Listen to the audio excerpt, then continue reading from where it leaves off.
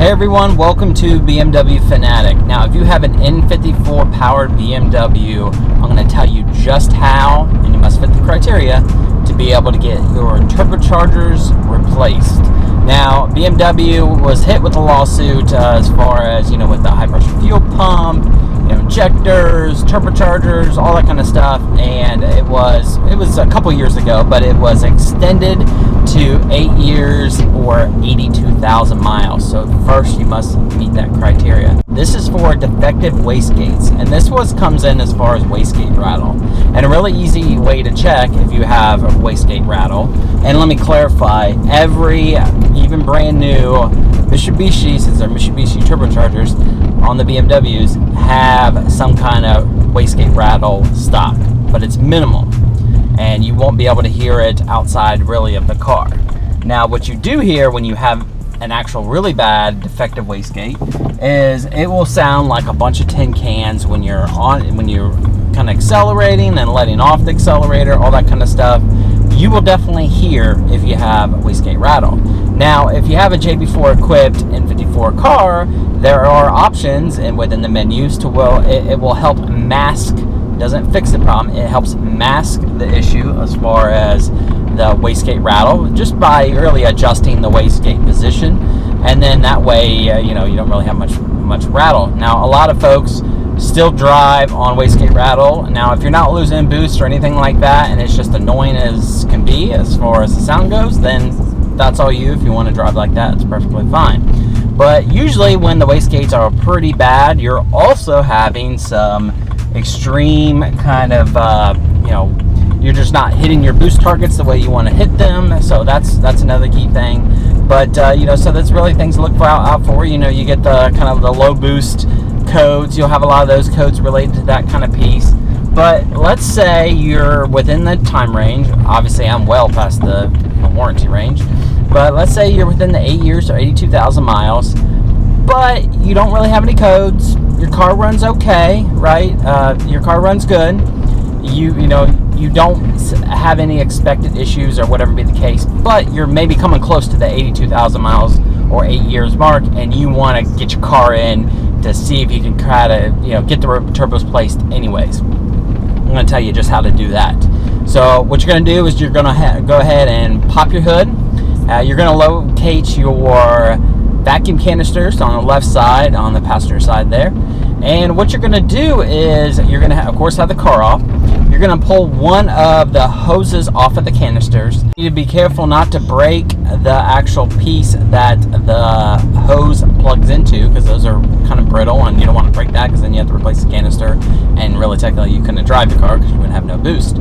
So once you have that hose just pulled off, all you got to do is pull it off, start the car right away. It will trigger a code, because what it's doing is, your boost solenoid is not going to get any vacuum pressure whatsoever. So it's going to throw related kind of wastegate, turbocharger kind of codes, boost related codes, right? It's a boost solenoid. And really just, so if you have like a JB4 or you already have a scan tool, you want to make sure obviously that code is triggered on there, or any kind of scan tool. Sometimes the generic scan tools can't really check all of that, and you want to make sure you have the exact code that you're really looking for related to that. But you should have a good idea. If you never had any codes before, you do that and you have a new code, that's fine. You can go ahead and literally plug it back in.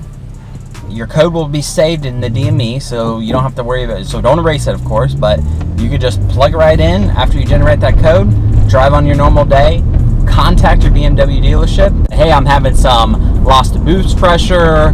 I have a check engine light now, or service engine light.